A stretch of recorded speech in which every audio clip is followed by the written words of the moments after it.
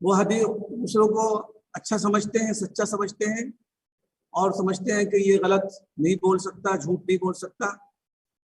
حسن ظن رکھتے ہوئے حدیث کو نقل کر دیتے ہیں۔ نتیجہ یہ ہوتا ہے کہ کبھی کبھی غلط حدیث بھی ان کے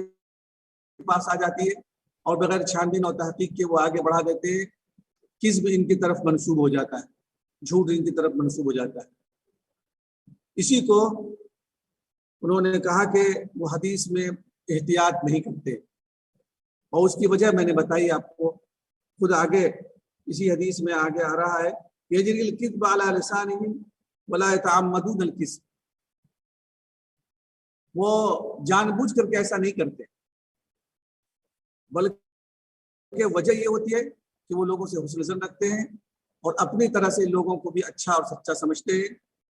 اور ہر حدیث کو بیان کر دیتے ہیں، نقل کر دیتے ہیں، جس کی وجہ سے جھوٹ ان کی طرف منسوب ہو جاتا ہے۔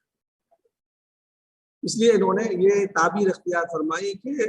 فی شیء اکذب منہم فی الحدیث۔ قال ابن ابی عتاب فلقیت انا محمد بن یحیی بن سعید القطان فسألته عنه فقال عن ابیہ لم تر اہل الخبر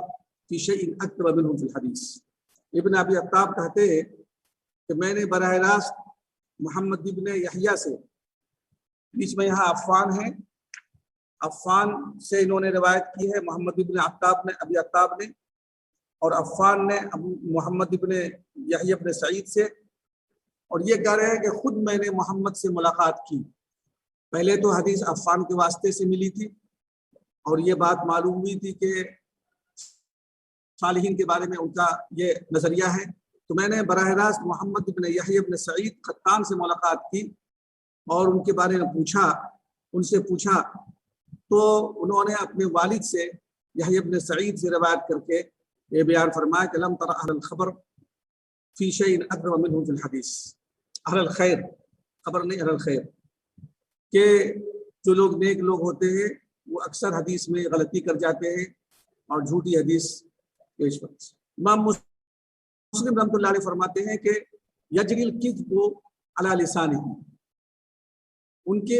کی زبان پر جھوٹ جاری ہو جاتا ہے بلا قصد کے اور بلا ارادے کے، ولا یتعمدون الکذب، وہ جھوٹ کا ارادہ نہیں کرتے، باقاعدہ جھوٹ کو پھیلانے یا خدا نخواستہ حدیث میں جھوٹ داخل کرنے کا کوئی مقصد، کوئی ارادہ نہیں کرتے، وہ نیک لوگ ہوتے ہیں۔ لیکن ظاہر ہے کہ جب حدیث میں تحقیق نہیں کی جائے گی، راویوں کی صفات کی چھان بھی نہیں کی جائے گی، تو یہ چیز پیش آئے گی۔ دوسری حدیث ہے اخبرنی خلیفۃ بن موسیٰ، خلیفہ بن موسیٰ کہتے ہیں کہ میں غالب بن عبید اللہ کے پاس گیا، فجعل یملی علی، وہ حدیث ہم کو لکھوانے لگے، میں ان سے حدیث پڑھنے کے لیے اور حدیث لینے کے لیے گیا، حدیث ہم کو وہ اپنی کاپی سے اور اپنے دفتر سے جو ان کے پاس تحریر کی ہوئی حدیثیں تھی وہ ہم کو لکھوانے لگے۔ یہ دونوں طریقے تھے، سینہ بسینہ بھی ہوتا تھا حدیث کا تبادلہ، لوگ حدیث سننے کے لیے جاتے تھے، محدث حدیث بیان کرتا تھا، سننے والے ان کے شاگرد حدیث کو سن کر کے یاد کر لیتے تھے، اور یہ بھی طریقہ ہوتا تھا کہ ان کے پاس جو لکھی ہوئی حدیثیں ہوتی تھی وہ ان کو لکھا دیا کرتے تھے۔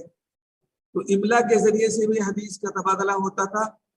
اور سماعت کے ذریعے سے بھی حدیث کا تبادلہ ہوتا تھا۔ تو یہ املا کے ذریعے سے، لکھانے کے ذریعے سے حدیث بیان کر رہے تھے غالب بن عبید اللہ، اور انہوں نے لکھاتے ہوئے یہ سند بیان کی، حدثنی مکحول، حدثنی مکحول،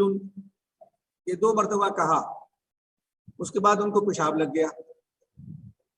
وہ ویسے ہی دفتر اور کاغذ اور کاپی چھوڑ کر کے پیشاب کرنے چلے گئے۔ مجھے پتہ نہیں کہ وہ شک ہو گیا یا کیا احساس ہوا، میں نے ان کی کاپی میں جھانک کر کے دیکھا کہ جو حدیث لکھا رہے تھے وہ کیا ہے۔ فقام فنظرت في الكراسة فإذا فيها حدثني أبان عن أنس وأبان عن فلان، یہ لکھا ہوا تھا، اور وہ مجھ سے کہہ رہے تھے حدثنی مکحول، اور ابان جو ہے وہ کمزور راوی ہے، تو انہوں نے غلطی کی جان بوجھ کر کے کہ ابان کا نام نہ لے کر مکحول کا نام لیا، مکحول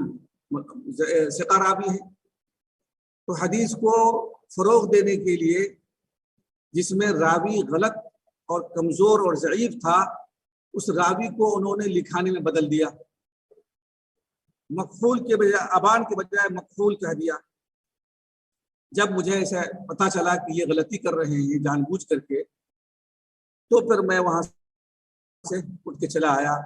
اور چھوڑ دیا میں نے ان سے حدیث لینا، اس لیے کہ یہ غلطی کر رہے ہیں اور جان بوجھ کر کے غلط روایت پیش کر رہے ہیں۔ فَتَرَكْتُهُ وَقُمْتُ وَسَمِعْتُ الْحَسَنَ بْنَ عَلِيٍّ الْحُلْوَانِي يقول رأيت في كتاب عفان حديث هشام أبي المقدام حديث عمر بن عبد العزيز قال هشام حدثني رجل يقال له يحيى بن فلان عن محمد بن كعب۔ حسن بن حلوانی سے، حسن بن علی الحلوانی سے یہی روایت کرتے ہیں، کہا کہ میں نے ان سے سنا کہ وہ انہوں نے بیان کیا کہ عفان کی کتاب میں حدیث ہشام ابی المقدام، ہشام ابی المقدام کی حدیث دیکھی ان کی کتاب میں، عفان کی کتاب میں۔ وہ حدیث تھی عمر بن عبد العزیز رحمۃ اللہ علیہ کا، جس میں ذکر تھا، ان کا واقعہ تھا، ان کی کوئی بات تھی، وہ حدیث۔ اس کی روایت، اس کی سند یوں بیان کی، قال ہشام حدثنی رجل یقال له یحیی بن فلان، یعنی ہشام نے اس حدیث کو اس سند سے بیان کیا کہ حدثنی رجل یقال له یحیی بن فلان، یعنی حدثنی یحیی بن فلان عن محمد بن کعب۔ ہشام نے یہ حدیث یحییٰ کے واسطے سے، یحییٰ نے محمد بن کعب کے واسطے سے روایت نقل کی۔ تو میں نے عفان سے کہا، حسن بن حلوانی کہتے ہیں میں نے عفان سے کہا کہ انہم یقولون ہشام سمعہ من محمد بن کعب، لوگ کہتے ہیں کہ ہشام نے محمد بن کعب سے یہ حدیث سنی، اور سند بیان کی تھی کہ ہشام یحدثنی قال ہشام حدثنی یحیی بن فلان عن محمد بن کعب، یعنی ہشام نے محمد سے یہ روایت نقل نہیں کی ہے،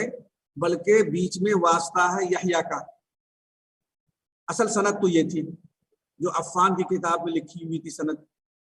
کہ ہشام نے یہ حدیث کس سے لی ہے؟ یحییٰ سے، اور یحییٰ نے کس سے لی ہے؟ محمد بن کعب سے۔ تو میں نے کہا کہ لوگ بیان کرتے ہیں کہ یہ ہشام محمد بن کعب سے بھی کبھی کبھی روایت کر دیتے ہیں، یحییٰ کا نام چھوڑ دیتے ہیں، اور یہ غلط ہے۔ بیچ میں ایک سند کا ایک واسطہ منقطع ہو جا رہا ہے، یہ حدیث منقطع ہو جا رہی ہے۔ تو اس پر انہوں نے کہا کہ انما ابتلی من قبل هذا الحدیث، اسی حدیث کی وجہ سے تو وہ پریشانی میں مبتلا ہوئے، یعنی اسی حدیث کی وجہ سے وہ جھوٹے قرار پائے، جس میں انہوں نے پہلے تو بیان کیا تھا حدثنی یحییٰ عن محمد ابن کعب، اور پھر بعد میں خود محمد ابن کعب کا نام لے کر کے حدیث بیان کرنے لگے، یحییٰ کو چھوڑ دیا۔ لوگوں نے پکڑا ان کو، محدثین نے،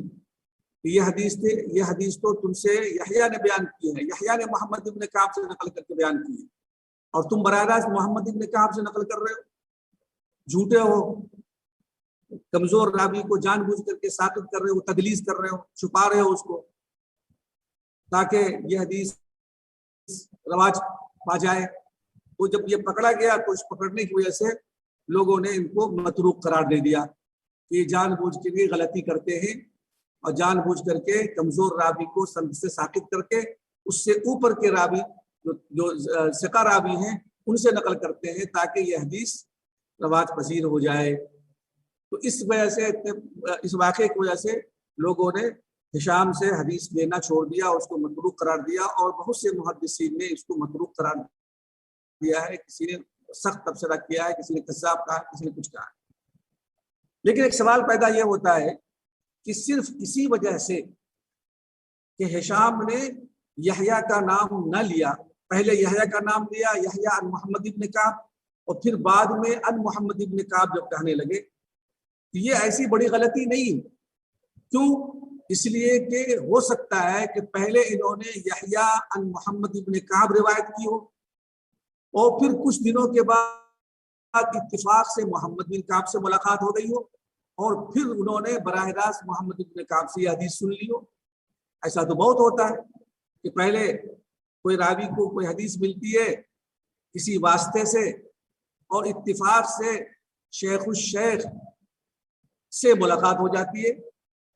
اور وہ تذکرہ کرتے ہیں کہ آپ کی حدیث فلاں صاحب کے واسطے سے ہم تک پہنچیے، ہماری خواہش ہے کہ آپ اس کو اپنے واسطے سے اپنے طور پر بیان فرما دیں. تو وہ سند عالی ہو جاتی ہے، سند اعلیٰ ہو جاتی ہے. ایسا بہت ہوتا ہے. تو یہ ایسی بڑی غلطی نہیں ہے کہ اس وجہ سے ان کو متروک قرار دیا جائے یا کذاب قرار دیا جائے. لیکن محدثین نے اس پر اس کا جواب یہ دیا ہے کہ ہشام کی ملاقات محمد ابن کعب سے ہوئی ہی نہیں ہے. ہشام کی ملاقات محمد ابن کعب سے نہیں ہوئی ہے. جب محمد ابن کعب سے ملاقات نہیں ہوئی ہے تو اس کو اسی طرح سے سند بیان کرنی چاہیے کہ حدثنی یحییٰ عن محمد ابن کعب. اگر اب وہ کہتا ہے ہشام کہ عن محمد ابن کعب، اس کے مطلب وہ جھوٹ بول رہا ہے، اس لیے کہ یحییٰ کو چھوڑ کر کے محمد ابن کعب کی روایت نقل کرنا یہ اس کی غلطی ہے، اس لیے کہ محمد ابن کعب سے اس کی ملاقات نہیں ہوئی ہے. اس کے علاوہ اور بہت ساری غلطیاں اور کوتاہیاں ان سے صادر ہوئی ہیں دوسری حدیث کے بیان کرنے کے سلسلے میں. ان تمام باتوں کو پیش نظر رکھ کر کے محدثین نے ان کو متروک قرار دیا ہے. اس میں سے ایک بات یہ بھی ہے کہ اس حدیث کے اندر انہوں نے یحییٰ کا نام چھوڑ کر کے محمد ابن کعب کو نقل کیا ہے، سے روایت کی ہے، جبکہ محمد ابن کعب سے ان کی ملاقات نہیں ہوئی. اور اس کے علاوہ اور بہت ساری ان کی کوتاہیاں ہیں، ان کی غلطیاں ہیں، اور بہت ساری کذب بیانیاں ہیں جن کی وجہ سے ان کو متروک قرار دیا گیا، صرف اسی بات کی وجہ سے نہیں.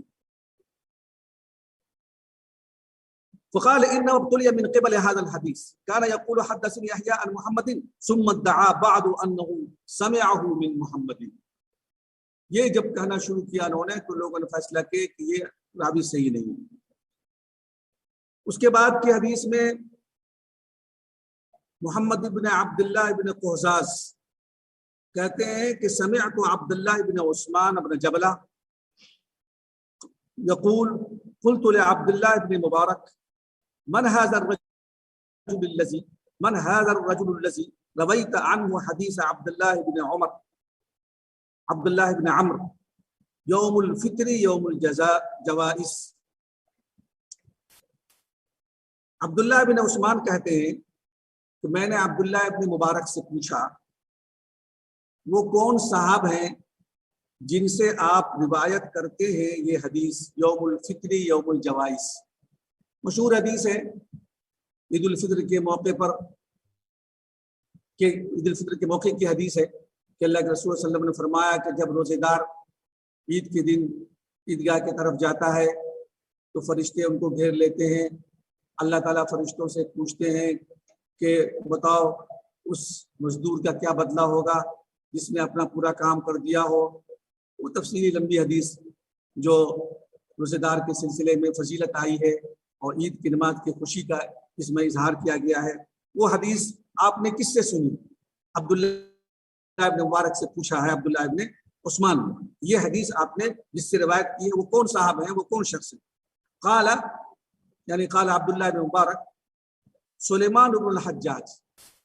انہوں نے کہا کہ ہم نے یہ حدیث سلیمان بن حجاج سے سنی ہے. تو اس پر انہوں نے کہا،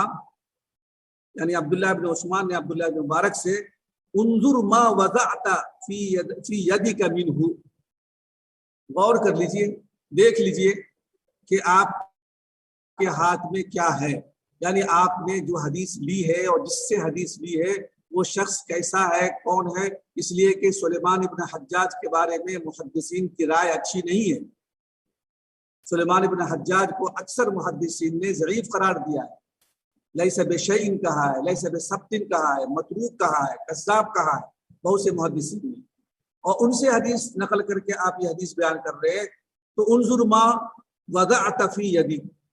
کہ آپ کے ہاتھ میں کیا لگا، آپ کو کیا ہاتھ لگا، آپ کے ہاتھ میں کیا آیا، کیا آپ نے حاصل کیا اور کس سے حاصل کیا، یہ غور کر لیجئے، تب یہ حدیث بیان کیجئے گا، اس لیے کہ وہ قابل اعتبار آدمی سلیمان ابن حجاج نہیں ہے۔ قال ابن قہزاز وسمعت وهب بن زمعة يذكر عن سفيان بن عبد الملك قال قال عبد الله يعني ابن المبارك رأيت روح بن غطيف صاحب الدم قدر الدرهم۔ سفیان بن عبد الملک سے روایت ہے، وہ کہتے ہیں کہ عبداللہ بن مبارک نے کہا کہ میں نے روح بن غطیف، عبداللہ بن مبارک نے کہا کہ میں نے روح بن غطیف کو دیکھا جو الدم قدر درہم والی روایت نقل کرتے ہیں، الدم قدر درہم، یعنی اس حدیث کا مطلب یہ ہے کہ کپڑے میں یا بدن میں خون بقدر درہم ہو تو اس میں نماز جائز ہو جاتی ہے۔ یہ حدیث انہوں نے نقل کی ہے روح بن غطیف نے، جبکہ یہ حدیث ضعیف ہے بلکہ موضوع ہے۔ تو عبداللہ بن مبارک نے کہا کہ میں نے روح بن غطیف سے ملاقات کی اور اس کو دیکھا جو الدم قدر الدرہم والی حدیث کو روایت کرنے والے ہیں۔ وجلست الیہ مجلسا، میں ان کے پاس بیٹھ بھی گیا تھوڑی دیر، لیکن بیٹھنے کے بعد مجھے احساس ہوا فجعلت استحیی من اصحابی ان یرونی جالسا معہ، میں جھجک محسوس کرنے لگا، شرمندگی محسوس کرنے لگا کہ لوگ یا ہمارے شاگرد روح بن غطیف کے پاس بیٹھا ہوا دیکھیں گے تو کیا سمجھیں گے، اس لیے کہ روح بن غطیف جو ہے یہ واضع الحدیث ہیں، کذاب ہیں، حدیث گڑھنے والے ہیں، اور میں ان کے پاس بیٹھا ہوں تو میری عدالت بھی مجروح ہو جائے گی، میں بھی اپنے شاگردوں اور اپنے ساتھیوں کے درمیان بدنام ہو جاؤں گا۔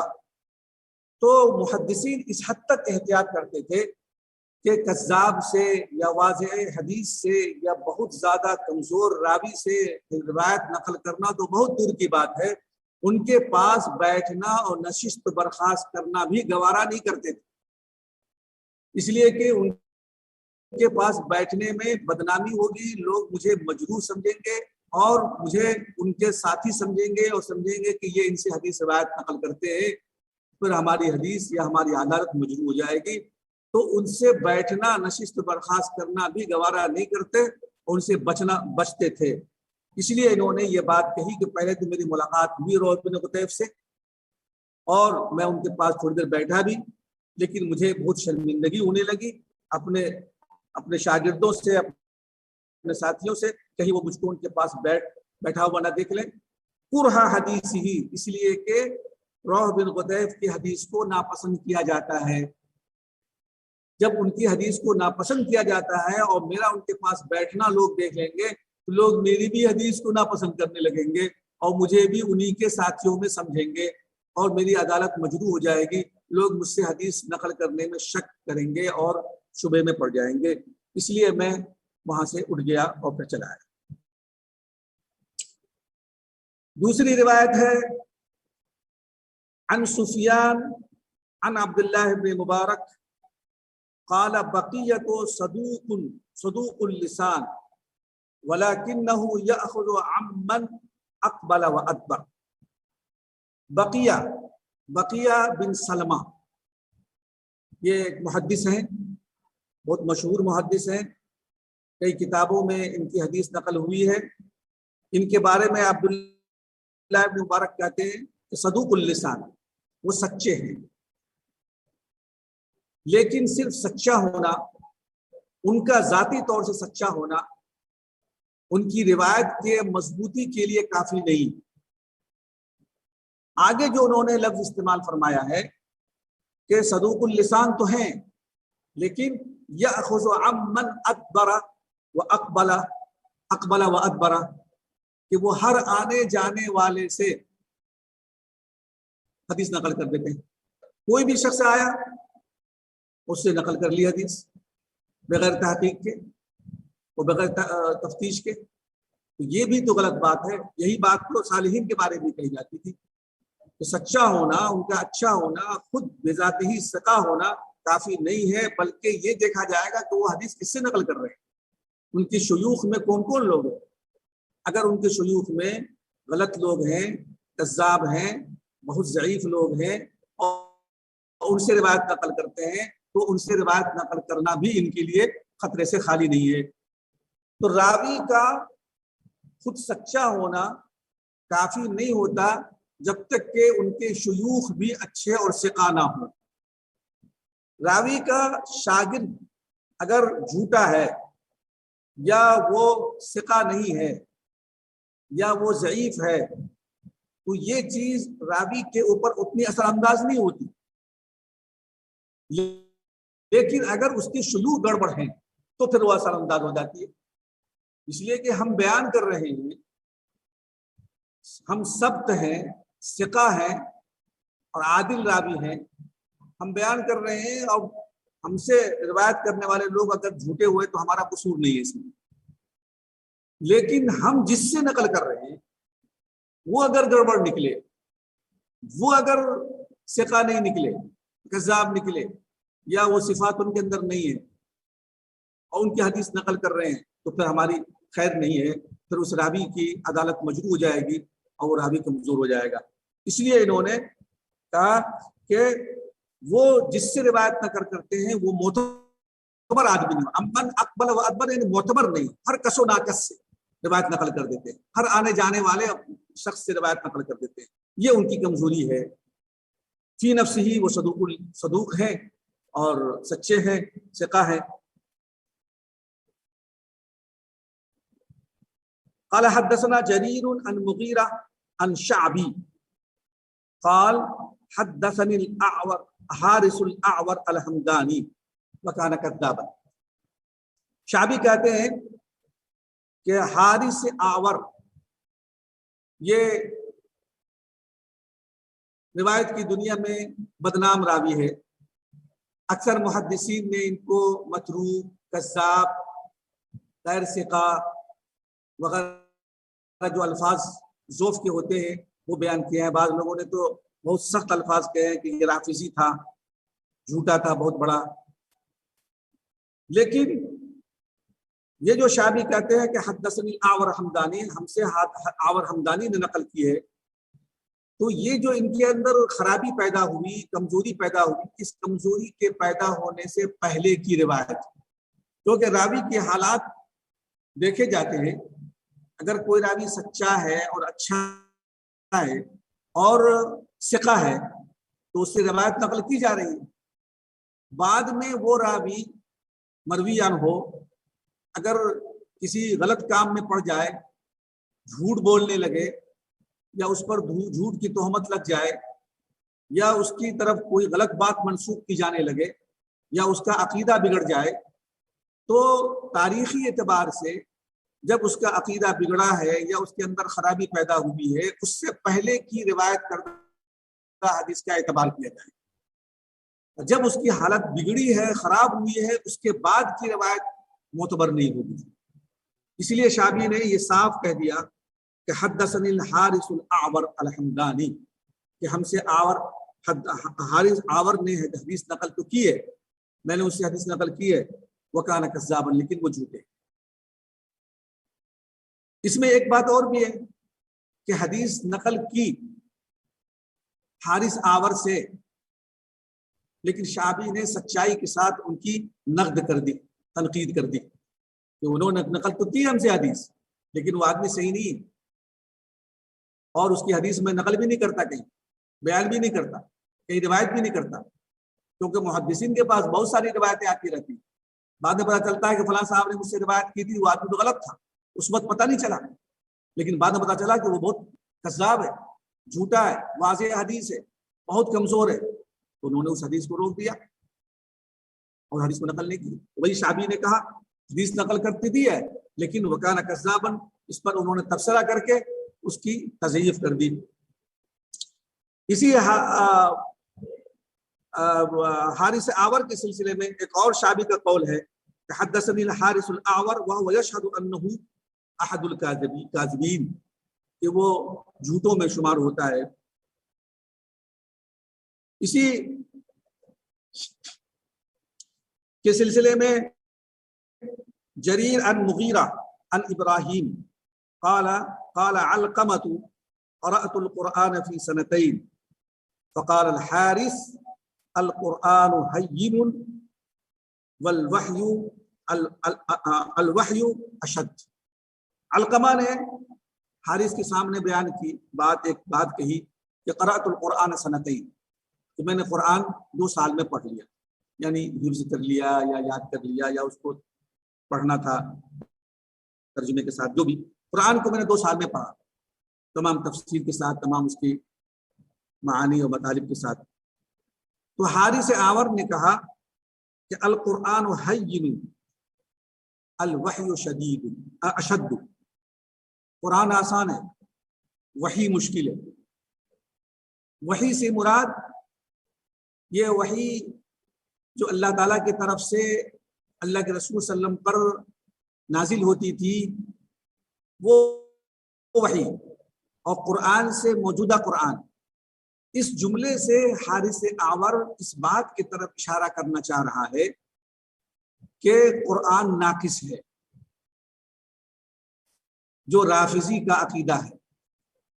کہ قرآن مکمل نہیں ہے،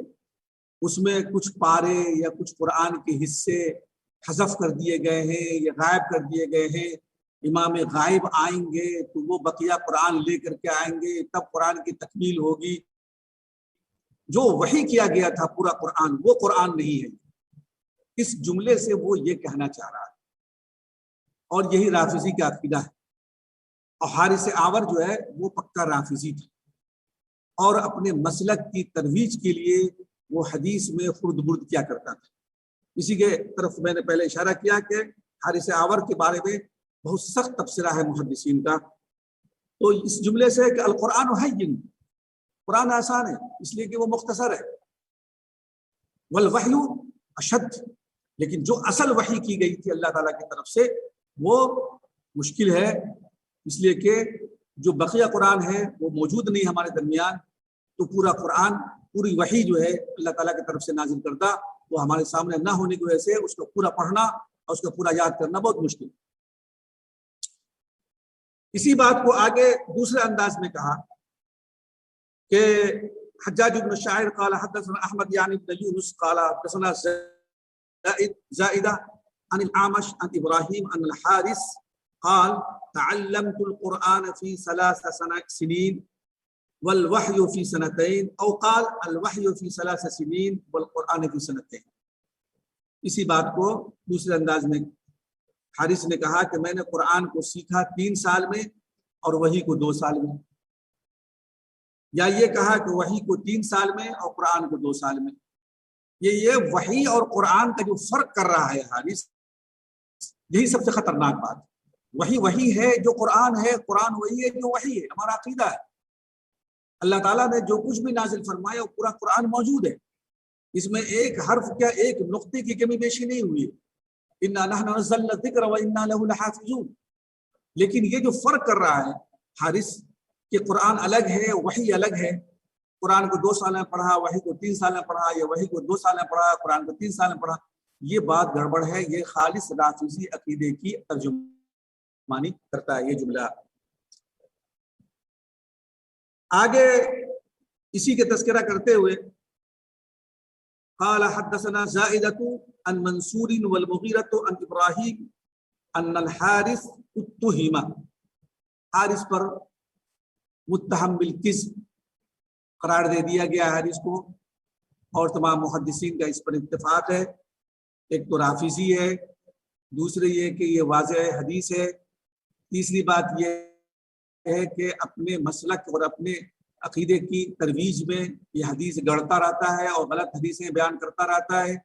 اس لیے تمام محدثین نے اس پر اتہام اور تہمت لگائی ہے اور اس کو جھوٹا قرار دیا ہے۔ قال حدثنا قتيبة بن سعيد قال حدثنا جرير عن حمزة الزيات قال سمع مرة الحمداني من الحارث شيئا۔ مرہ الحمدانی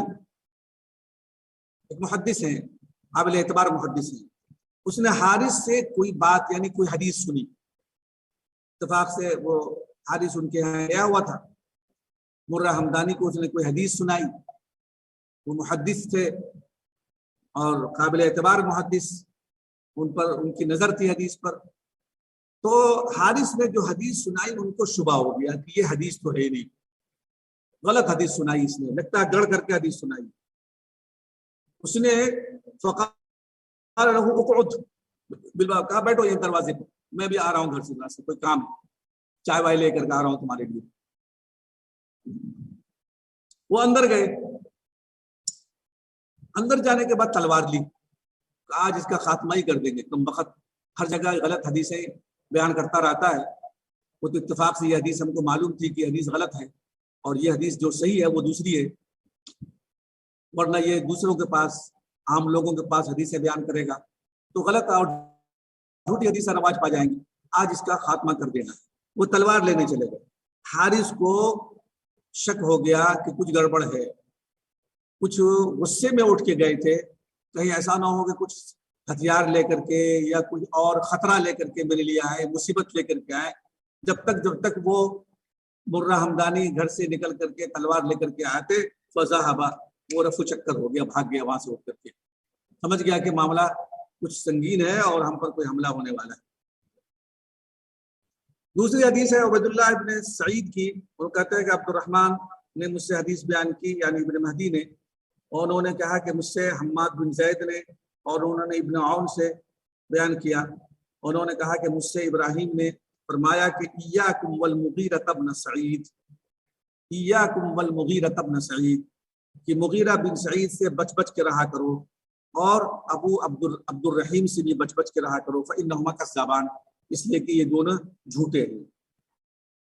ابھی قال حدثنا ابو کامل الجحدری قال حدثنا حماد بن زید قال حدثنا عاصم قال كنا نأتي ابا عبد الرحمن السلمي ونحن غلمة أيفاع فكان يقول لنا لا تجالس القصاص غير ابي الاحوص وإياكم وشقيقا، قال وكان شقيق هذا يرى رأى الخوارج وليس بأبي وائل۔ عاصم کہتے ہیں کہ ہم ابو عبد الرحمن سلمی کے پاس جایا کرتے تھے، ہم اور ہمارے بہت سارے ساتھی دوست، كنا نأتي ابا عبد الرحمن السلمی ونحن غلمة أيفاع، اور ہم لوگ ابھی نئی عمر کے تھے، نوجوان لڑکے تھے، ہم لوگ چند ساتھی ان کے پاس حدیث پڑھنے کے لیے جایا کرتے تھے۔ تو انہوں نے مجھ سے ایک نصیحت کی، فرمایا کہ لا تجالس القصاص، قاص کی جمع قصاص، قصہ گو، کہانی سنانے والے۔ بعض لوگوں نے ایسے وائز، اس سے ایسے وائز بھی مراد لیے ہیں جو اپنی واعظ میں اور نصیحت میں اور تقریر میں غیر مستند واقعات بیان کرتے ہیں، غیر معتبر واقعات بیان کرتے ہیں، جس کا کہیں بھی اتا پتہ نہیں ہوتا تاریخی اعتبار سے یا سند کے اعتبار سے۔ اپنی تقریر کو دلچسپ بنانے کے لیے اس کو بھی قصاص کہا جاتا ہے،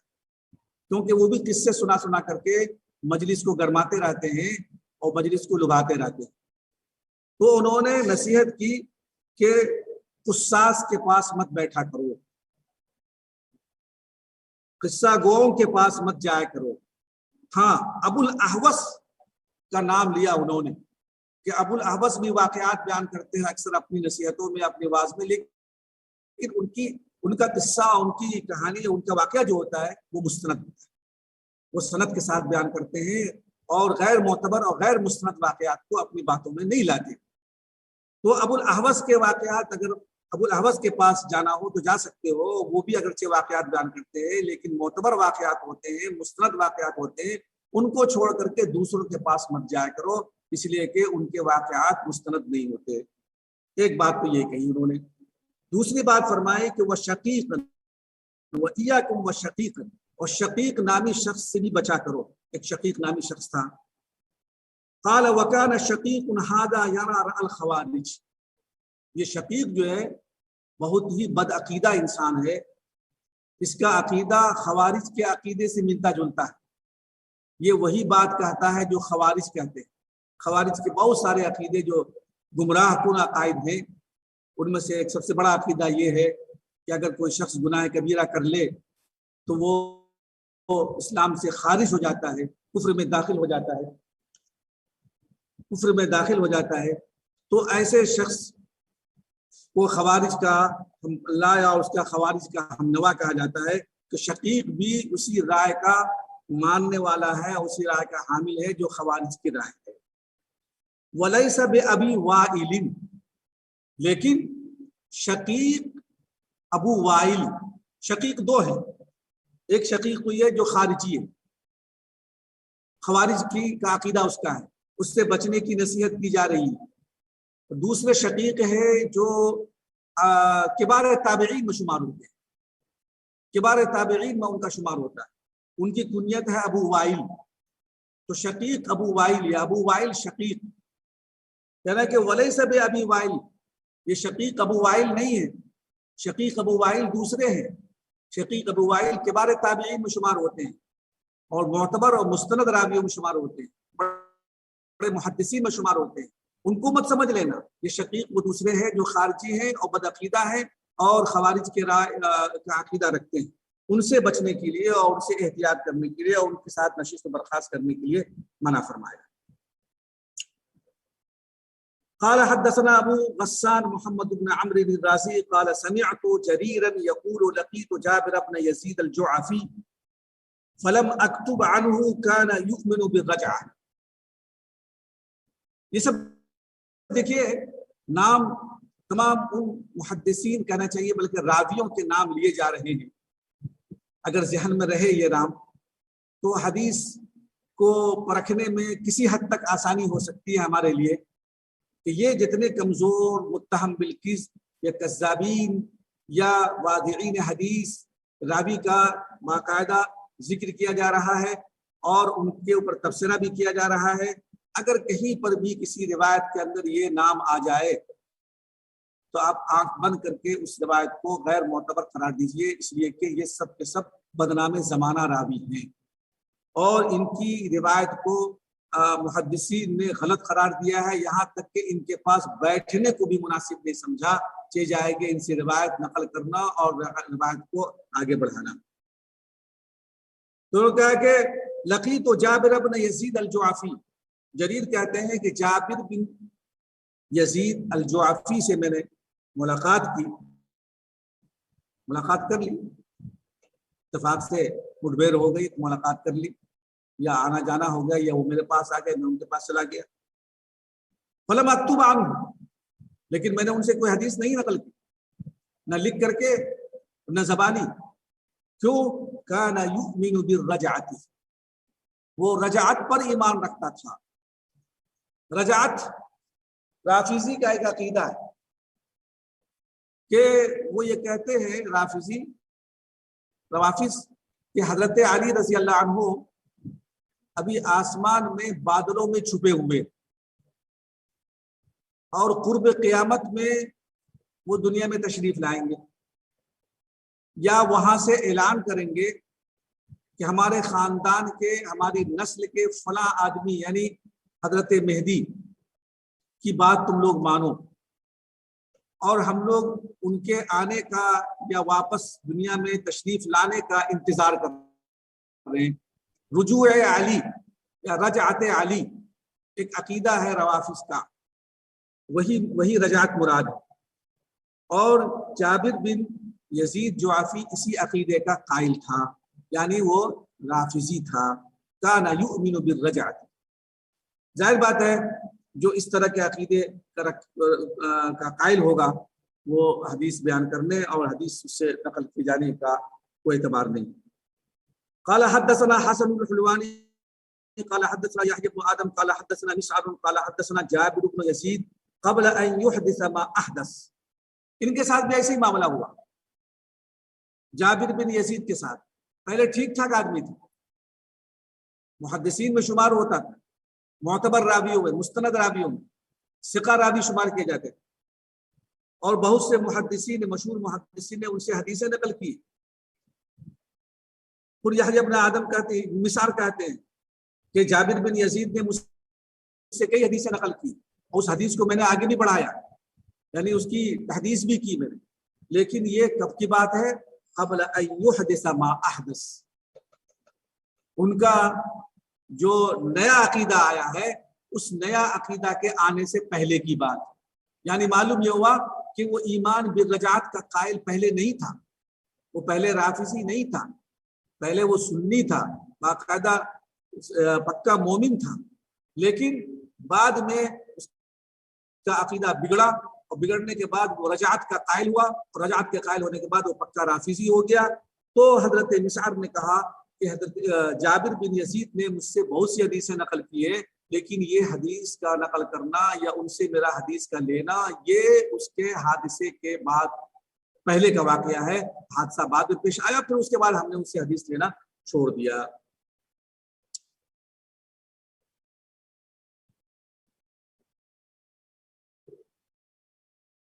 قال حدثنا سلمة بن شبيب قال حدثنا الحميدي قال حدثنا سفيان قال كان الناس يحملون عن جابر قبل ان يظهر ما اظهر فلما اظهر ما اظهر اتهمه الناس في حديثه وتركه بعض الناس فقيل له وما اظهر قال الايمان بالرجعه. یہ بھی ہے ایک صاحب جابر بن یزید کا پھر تذکرہ ہے کہ كان الناس يحملون عن جابر, لوگ ان سے حدیث نقل کرتے تھے, قبل ان یظہر ما اظہر, اپنے نئے عقیدے کے اظہار سے پہلے, فلما اظہر ما اظہر, جب اس نے اپنے نئے عقیدے کا اظہار کیا, اتہمہ الناس فی حدیثہ, تو لوگوں نے ان کی حدیث میں ان کو تہمت لگائی, وترکہ بعض الناس, اور لوگوں نے ان سے حدیث لینا چھوڑ دیا. فقیل لہ وما اظہر, اظہر کیا, ما اظہر کیا اظہر, تو اس نے کہا کہ الایمان بالرجعہ, تو وہ رجعت کا قائل ہو گیا تھا اور رجعت پر ایمان رکھتا تھا.